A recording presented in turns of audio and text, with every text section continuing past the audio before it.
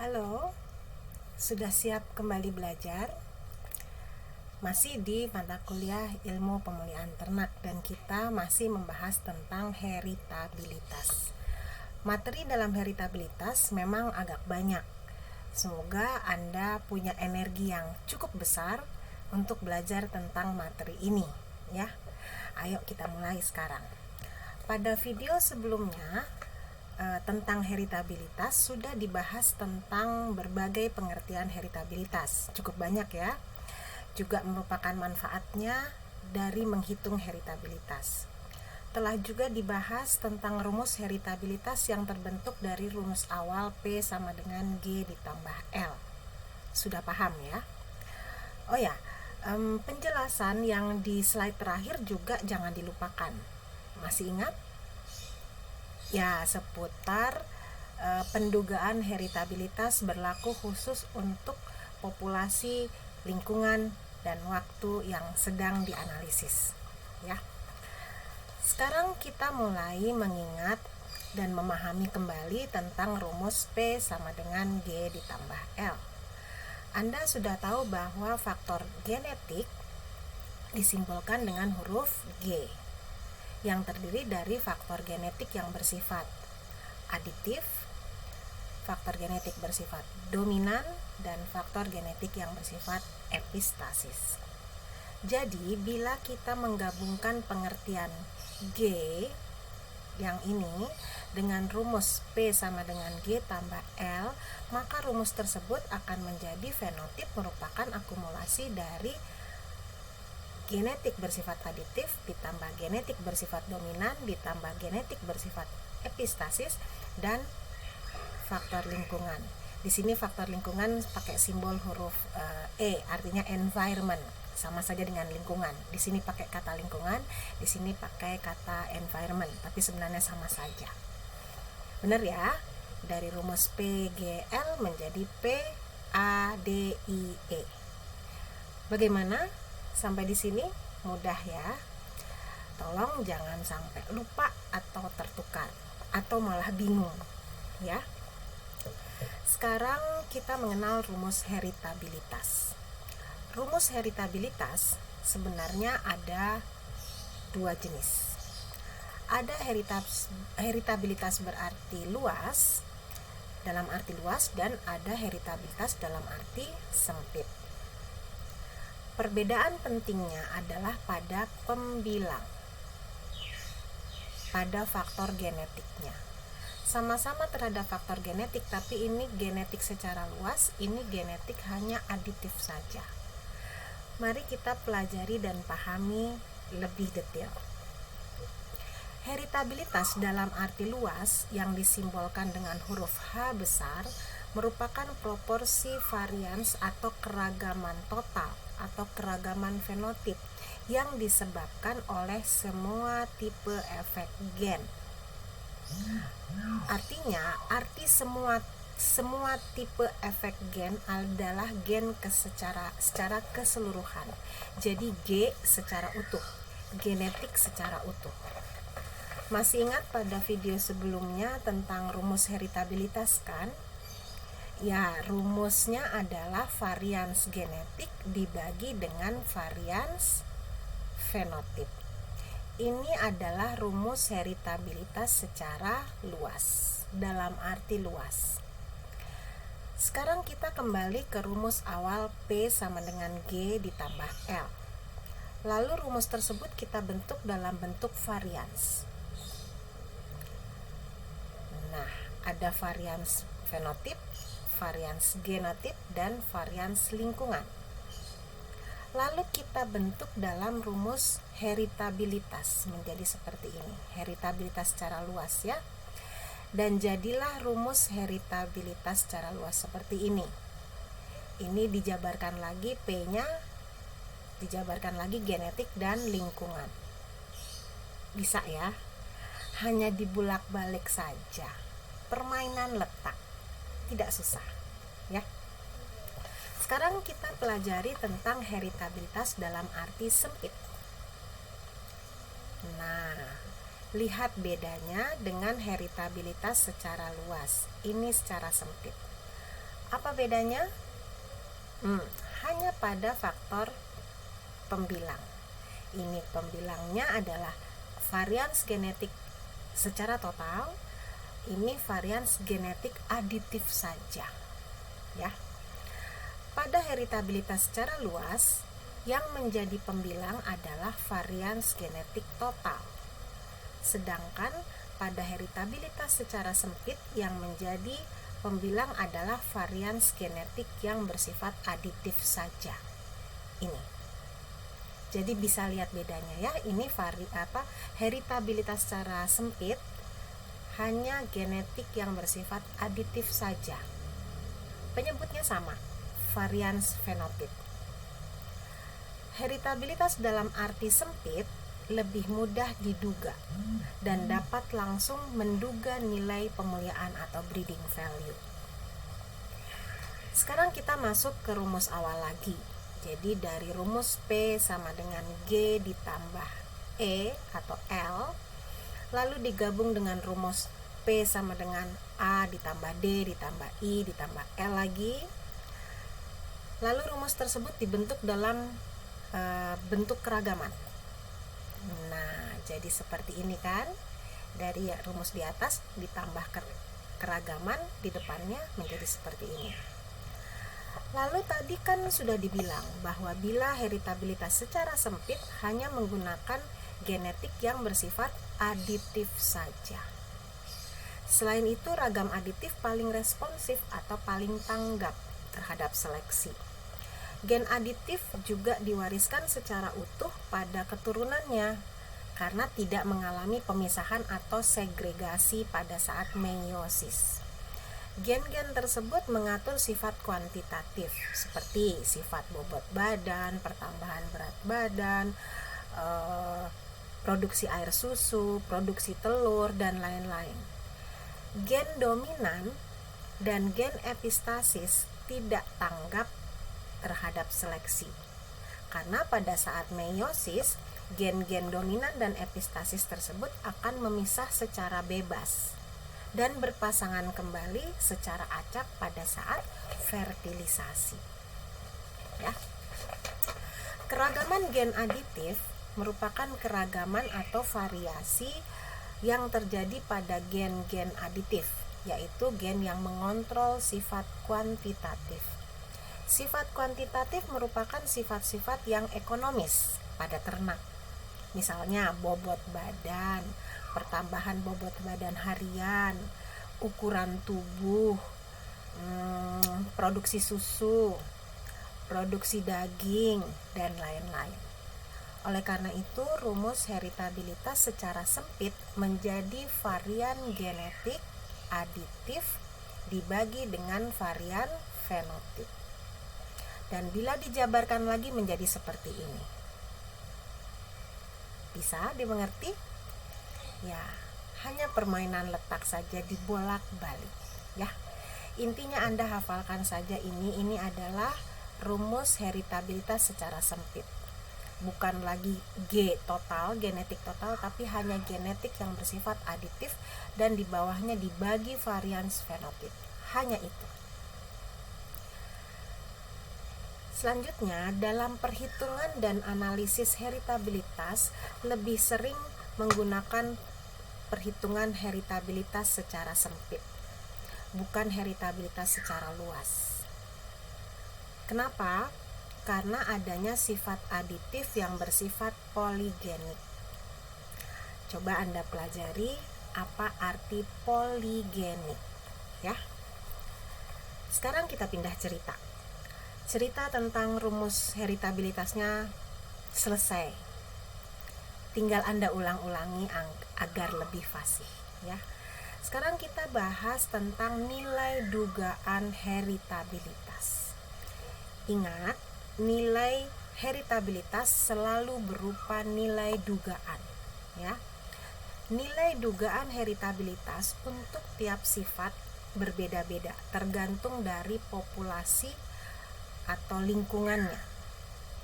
Nilai dugaan heritabilitas juga tergantung pada ragam genetik populasi. Jadi ingat kembali ya, bahwa nilai dugaan heritabilitas adalah suatu ukuran populasi, bukan ukuran per individu ternak. Ingat penjelasan pada akhir video yang lalu. Saya kini tampilkan nilai-nilai heritabilitas dari beberapa sifat. Sebagai contoh, ada sifat pada sapi perah ya, ada beberapa sifat di sini. Coba lihat nilai heritabilitasnya, perhatikan baik-baik berapa angkanya, kemudian coba lihat lagi di kambing perah, lihat sifat-sifatnya contohnya, dan lihat lagi angka nilai dugaan heritabilitas. Coba Anda bandingkan. Sudah diperhatikan sifatnya dan nilainya? Sudah ya, itu tentang sapi perah dan kambing perah. Kita lihat lagi pada ternak yang lain, ternak potong. Nah, coba lihat dari ternak potong, sifat yang berhubungan banyak tentang berat ya, berat lahir, berat sapi, berat dewasa. Ini kebetulan persentase karkas, banyak tentang berat badan. Sekarang coba bandingkan sifat yang terlihat pada saat masa kelahiran. Nah, yang ini berat lahir. Kemudian bandingkan dengan berat pada saat dewasa. Ini bisa lihat bedanya angkanya. Berat lahir 0,35 sampai 0,45 nilai dugaan heritabilitasnya. Sedangkan berat saat dewasa 0,5 sampai 0,7. Ada perbedaan nilai ya. Mana yang lebih besar nilainya?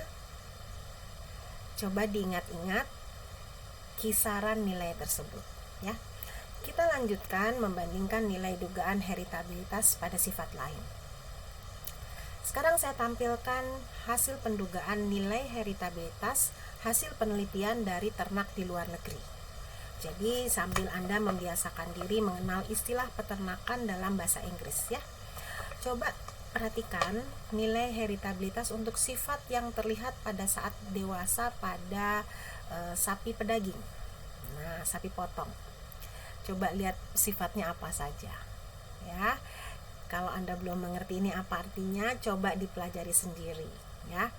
Misalnya birth weight artinya berat lahir, weaning weight artinya berat sapi, yearling weight artinya berat umur 1 tahun, mature weight berat saat sudah dewasa, dan lain-lain. Tolong pelajari istilah ini ya.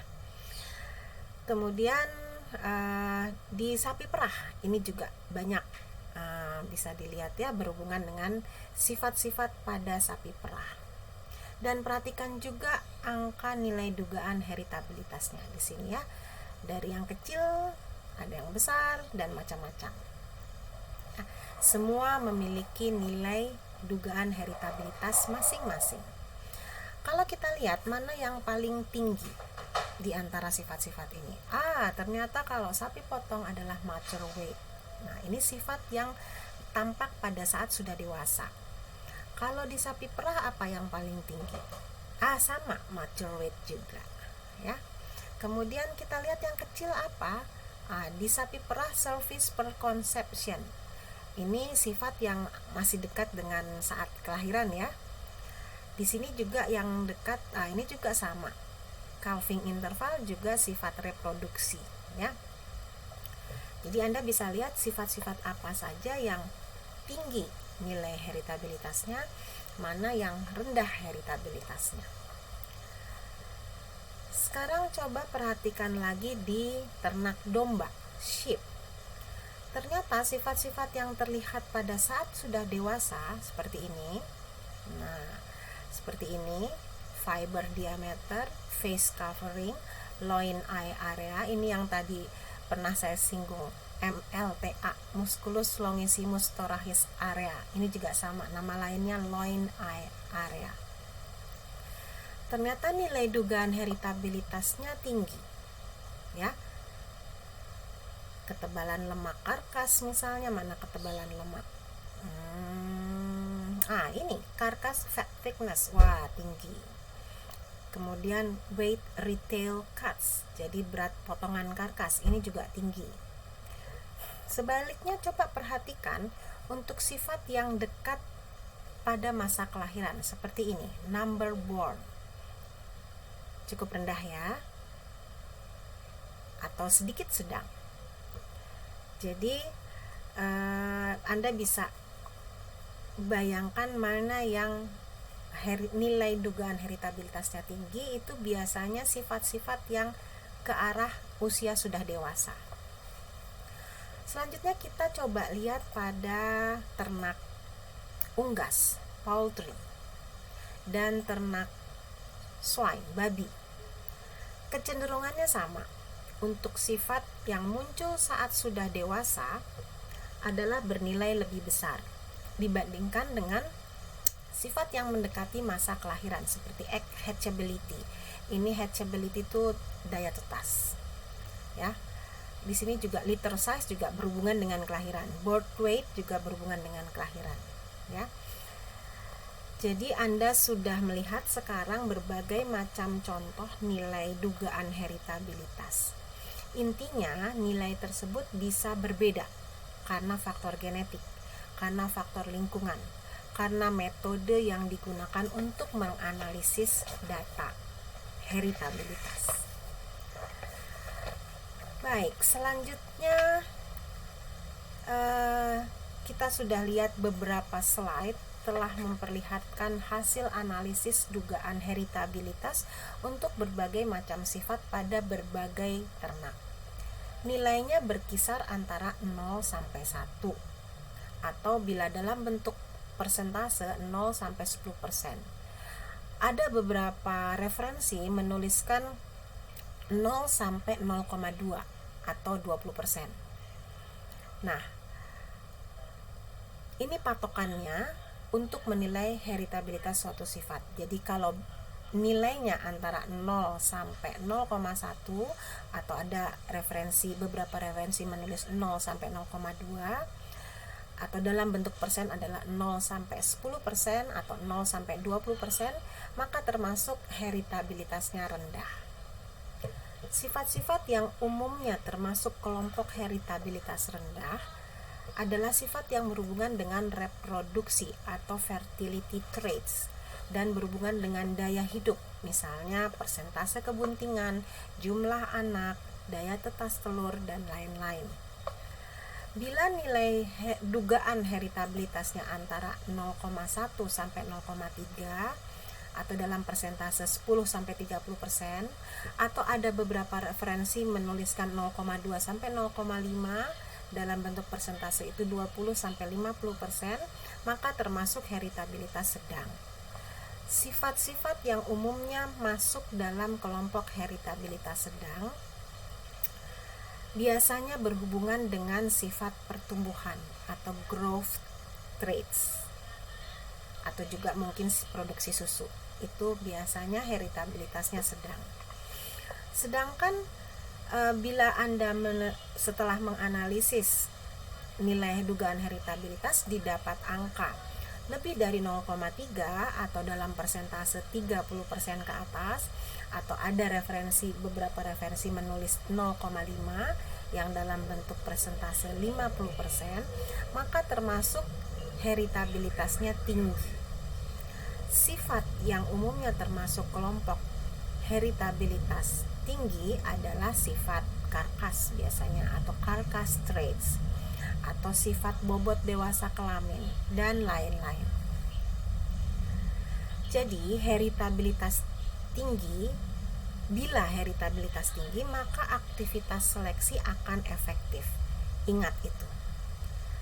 Jadi ingat, saya ulangi lagi, jika ingin meningkatkan mutu genetik populasi dan aktivitas seleksinya ingin efektif, gunakan sifat-sifat yang heritabilitasnya tinggi. Jadi seleksilah sifat-sifat yang memiliki nilai dugaan heritabilitas tinggi untuk meningkatkan mutu genetik populasi, ya. Tapi bila nilai dugaan heritabilitasnya rendah, Apakah tidak bisa diseleksi? Bisa, tapi nilainya harus ditingkatkan dulu, baru dilakukan seleksi. Jadi ada step-step yang harus dilakukan, ya. Dari hasil pemaparan tadi diharapkan Anda sudah mengerti tentang perbedaan rumus heritabilitas secara sempit dan secara luas. Kemudian gambaran tentang berbagai nilai dugaan heritabilitas pada berbagai sifat, pada berbagai jenis ternak. Dan diakhiri dengan pengelompokan nilai heritabilitas. Saya berharap semoga Anda tidak melupakan apa yang sudah dengan susah payah kita semua upayakan. Dan hanya belajar karena terpaksa. Jangan ya. Ayo, semangat belajar.